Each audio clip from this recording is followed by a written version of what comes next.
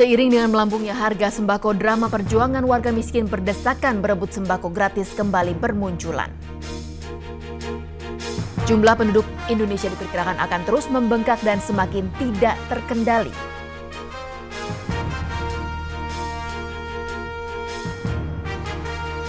Halo pemirsa, selain dua laporan tadi, kami akan sajikan laporan menarik dari berbagai penjuru tanah air untuk Anda. Saya Chantal Della Conceta, inilah Seputar Indonesia.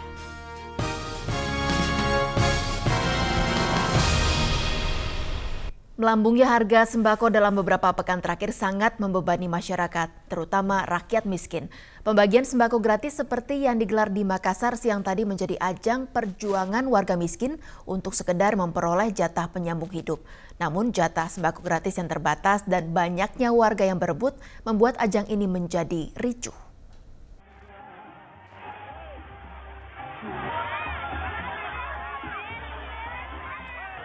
Aksi saling dorong ini mewarnai pembagian sembako gratis yang dilakukan kantor DPC Barisan Indonesia atau Barindo Makassar di Jalan Sunu Makassar Minggu siang.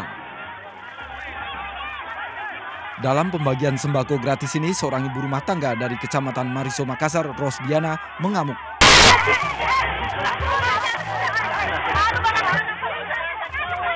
Menurut Diana, dirinya datang sejak pagi untuk mendapatkan jatah sembako gratis. Diana mengamuk lantaran dirinya yang antri di barisan depan tidak mendapatkan sembako, justru yang berada di barisan belakang dilayani.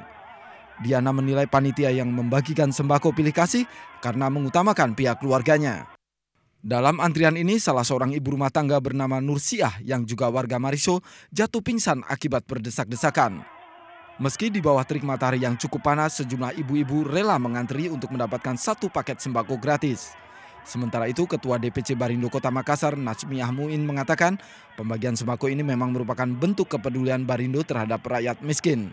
Namun dalam pembagian sembako ini, pihak Barindo hanya membagikan 3.600 paket sembako kepada warga miskin yang berada di Kecamatan Mariso dan Kecamatan Talu Makassar. Tadi pagi Bu ya, belum dari jam 7 hari. Belum dapat Bu. Belum dapat Bu ya.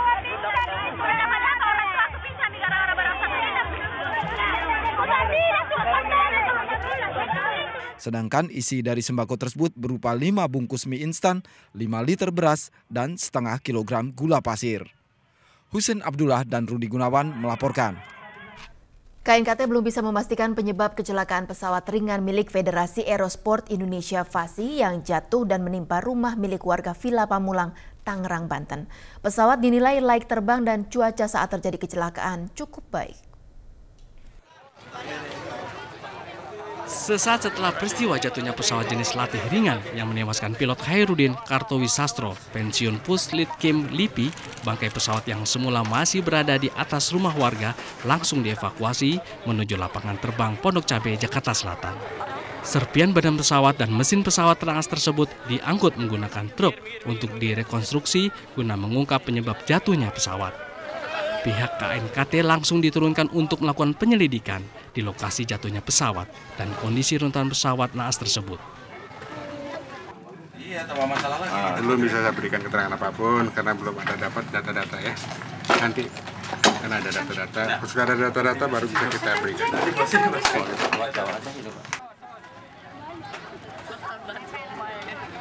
Diperkirakan pilot Khairudin langsung tewas begitu pesawat menabrak rumah warga. Menurut Kepala Seksi Operasi Sarnas ADT, saat terjadi kecelakaan cuaca baik dan pesawat layak terbang. Jenazah korban sempat dibawa ke Rumah Sakit Fatmawati. Sebelum akhirnya dibawa ke rumah duka di perumahan Puspitek Serpong sekitar pukul 3 siang dengan dihantar istri Sutantinah dan kedua anaknya. Jenazah korban dimakamkan hari ini juga di Pemakaman Umum Giritama, Parung, Bogor. Almarhum Herdi adalah lulusan Institut Teknologi Bandung jurusan Fisika Teknik yang mulai bergelut di dunia penerbangan dan bergabung bersama Federasi Aerosport Indonesia FASI sejak 10 tahun terakhir. Tim Liputan RCTI melaporkan. Kita ke soal banjir. Banjir yang melanda 3 kabupaten di Riau mulai memutus akses jalan warga dan sejumlah sekolah terpaksa diliburkan. Di Jambi, banjir yang melanda 8 kecamatan merendam ribuan rumah dengan ketinggian 2 meter. Banjir yang melanda Kabupaten Rokan Hulu, Kuantan Singingi, dan Kabupaten Kampar Riau mulai mengganggu aktivitas warga. Selain merendam belasan desa dan ribuan rumah, banjir juga merendam jalan dan sekolah hingga ketinggian 1 meter. Kecamatan paling parah adalah Bone Daru Alam, Kabupaten Rokan Hulu. 5 dari 7 desa di sini terendam air dengan ketinggian 1 meter. 3 sekolah dasar di kecamatan ini terpaksa diliburkan. Beberapa ruas jalan yang menghubungkan Sontang dengan Bonai, kota kecamatan, terputus. Sementara di Kabupaten Kuantan Sengi dilaporkan rumah milik 3.300 kepala keluarga terendam banjir. Di Kabupaten Kampar, jalan yang menghubungkan Lipat Kain dengan Kuntu juga terputus. Banjir di 3 kabupaten di Riau ini disebabkan meluapnya 3 daerah aliran sungai di kawasan tersebut, yaitu Sungai Kuantan, Sungai Sebayang, dan Sungai Rokan. Sementara 8 dari 10 kecamatan di Kabupaten Soralangun terendam banjir akibat meluapnya Sungai Batang Tembisi dan merendam ribuan rumah. Banjir terparah terjadi di Kecamatan Batang Asai. Hampir semua desa di daerah tersebut terendam banjir 1 hingga 2 meter. Di Desa Ladang Panjang, Kecamatan Sarolangun, Kabupaten Sarolangun, hampir semua rumah terendam banjir sejak Minggu dini hari tadi. Luapan banjir dengan cepat menggenangi rumah warga setelah hujan mengguyur daerah tersebut selama 1 minggu terakhir. Hingga saat ini pemerintah Sarolangun masih melakukan pendataan korban banjir. Tim Liputan RCTI melaporkan. Sementara banjir akibat luapan Sungai Bengawan Solo di Tuban, Jawa Timur mengganggu arus lalu lintas di jalur Pantura, Jawa Timur. Banjir kembali mengakibatkan kemacetan hingga 3 km. Ruas jalur Pantura di Tuban, Jawa Timur hingga kini masih tergenang banjir akibat meluapnya Sungai Bengawan Solo. Banjir masing-masing terjadi di kawasan Desa Temas dan Desa Kuwu di Kecamatan Widang, Tuban. Air yang menggenangi jalan raya Pantura mencapai panjang 50 hingga 100 meter lebih, dengan ketinggian antara 10 hingga 15 cm. Banjir sempat menimbulkan kemacetan hingga 3 km lebih, baik dari arah Semarang maupun sebaliknya. Kondisi batas jalan yang tidak terlihat akibat tertutup air mengakibatkan sejumlah petugas dari Satlantas Polres Tuban mengatur lalu lintas selama 24 jam. Menurut Askur, petugas DLAJ Provinsi Jawa Timur, belum ada rencana untuk menutup jalur Pantura Tuban Babat. Namun jika air masih terus naik hingga setinggi 40 cm, maka jalur Pantura akan ditutup. Sementara tenda-tenda darurat yang didirikan para korban banjir di sepanjang tanggul Sungai Bengawan Solo yang melintasi Kecamatan Laren mulai ramai sejak sepekan terakhir. Rata-rata warga yang menempati tenda-tenda darurat merupakan warga kurang mampu yang rumahnya terendam air setinggi hampir 2 meter dan tidak mungkin mendirikan panggung di dalam rumah. Sepekan lebih berada di pengungsian membuat sebagian pengungsi mulai merasa bosan dan jenuh. Listrik yang dipadamkan membuat kondisi tempat pengungsian semakin tidak nyaman. Sementara itu, ketinggian air yang merendam rumah warga di 11 desa di Kecamatan Laren hari ini mulai surut 30 cm dan kini ketinggian banjir berkisar antara 1 hingga 1,5 meter. Tim Liputan RCTI melaporkan. 700 orang dari 4 kampung di Cianjur, Jawa Barat keracunan. Apa penyebabnya? Seputar Indonesia segera kembali.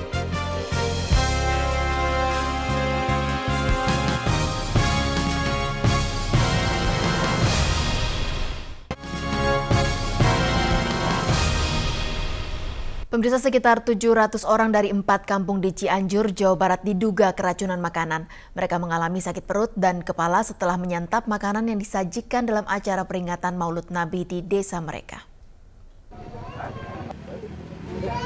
Ini adalah sebagian dari para pasien yang diduga keracunan makanan. Jumlah seluruh korban sekitar 700 orang. Mereka berasal dari 4 kampung di Desa Mekarjaya, Kecamatan Cempaka, Kabupaten Cianjur, Jawa Barat.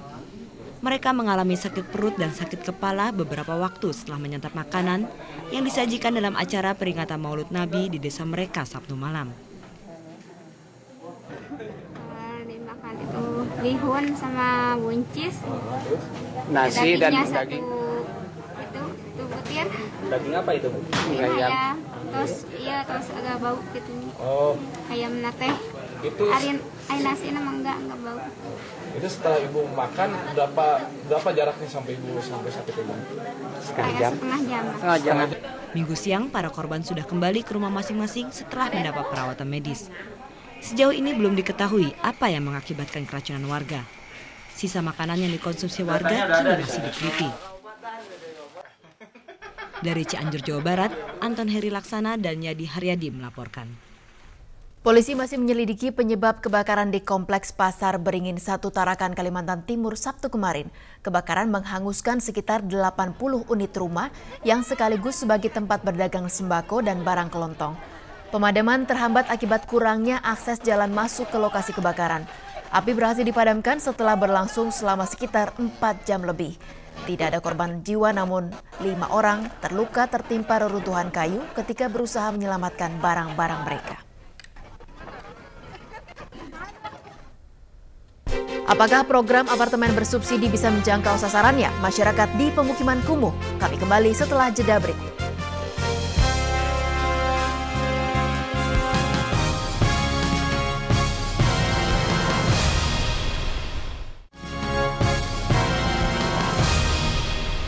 Proyek pembangunan apartemen bersubsidi agaknya akan sulit menjangkau sasaran. Sejumlah warga di pemukiman kumuh sebagai kelompok sasaran menyatakan tidak mampu memenuhi syarat yang ditentukan pemerintah, yaitu harus memiliki pendapatan minimal 2,5 juta rupiah per bulan. Namun Gubernur DKI Fauzi Bowo yakin proyek tersebut tidak akan salah sasaran.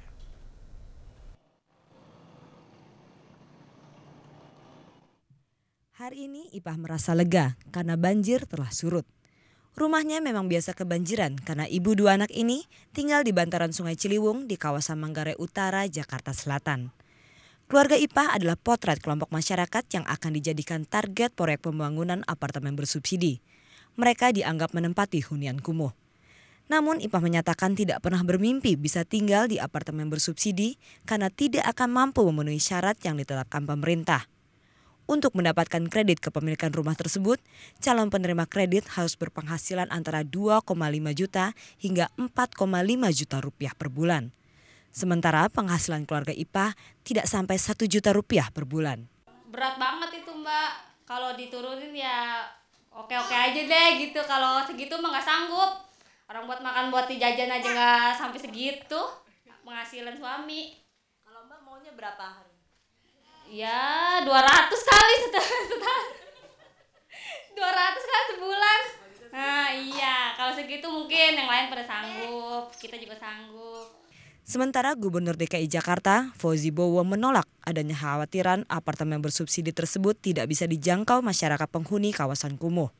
Nggak mungkinlah kita membuat sesuatu yang untuk masyarakat, untuk kelompok masyarakat, mana akhirnya mereka tidak mampu membiayai itu. Itu namanya salah target. Ya.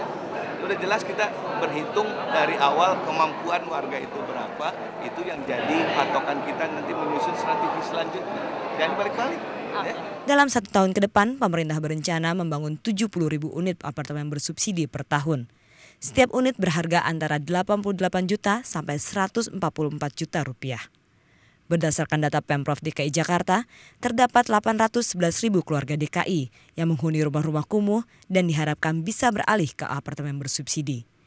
Aulia Wulan, Diah Kristanti, dan Sabta Dharma Hadi melaporkan. Percaya atau tidak, masih ada pasangan suami istri di Jakarta yang mempunyai anak kandung 18 orang. Tunggu seputar Indonesia kembali sesaat lagi.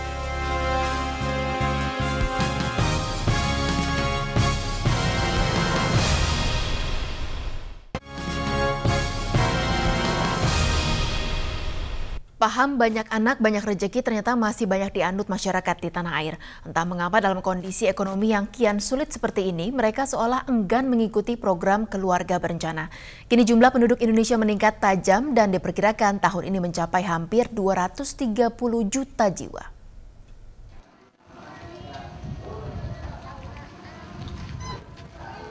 Safik asik bermain sepeda bersama teman-temannya. Usianya 11 tahun. Ia duduk di kelas 5 SD. Safik adalah satu dari 8 putra pasangan Nawani dan Mujiah. Pasangan ini berhasil menyekolahkan 6 di antara anak-anak mereka. Sementara pasangan Mat Halis dan Icih Sulaisih punya anak lebih banyak lagi, 18 orang.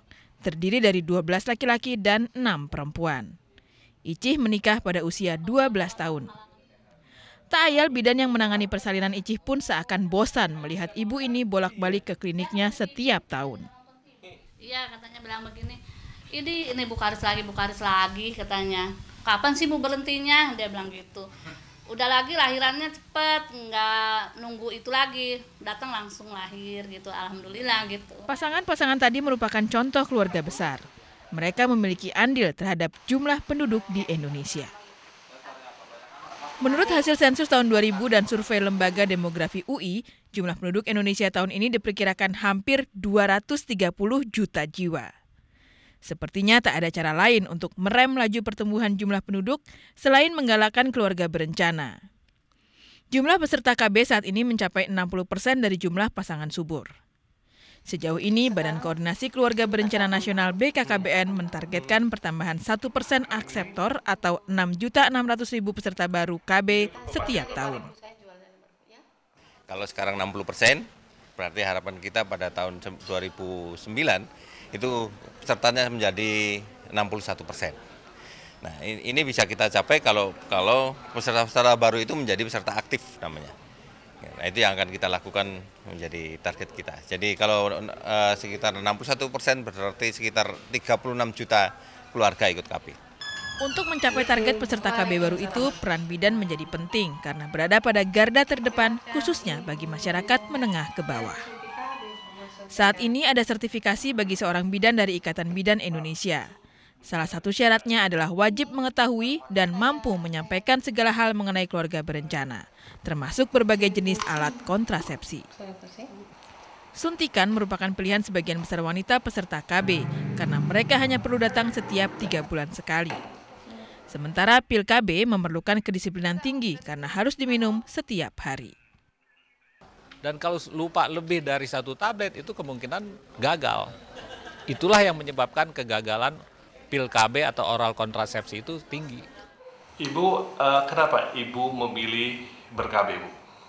Ya karena supaya menjaga aja gitu, supaya jarang-jarangan gitu. Sebetulnya Ibu masih kepingin punya anak lagi? Enggak. Ikut sih cuma bapaknya ber-KB. Oh, bapaknya yang ber-KB. Sudah lama Bapak ber-KB? Sudah dari itu. Pakai itu. Vasektomi? Bukan. Biasa. Kondom. Oh, begitu. Namun di lapangan banyak pasangan usia subur yang tidak ikut ber-KB dengan alasan ekonomi. Paling ya kendalanya itu ada yang memang kadang-kadang nggak punya uang, mau suntik pun nggak punya uang, sering ada terlambat gitu, padahal juga nggak terlalu mahal sebetulnya untuk suntik, 15.000 cukup ya, karena gitu telat akhirnya punya anak lagi. Menurut Kepala BKKBN Sugiri Syarif, pemerintah sebenarnya telah mengalokasikan dana subsidi untuk masyarakat miskin guna mendapatkan alat dan pelayanan kontrasepsi gratis. Perencanaan keluarga kecil bahagia memiliki banyak manfaat, terutama bagi kesehatan ibu dan anak. Iwan Haryadi dan Nartawiratmo melaporkan. Ini akhir seputar Indonesia 16 Maret 2008. Saya Chantal Della Conceta. Terima kasih atas kebersamaan Anda. Sampai jumpa.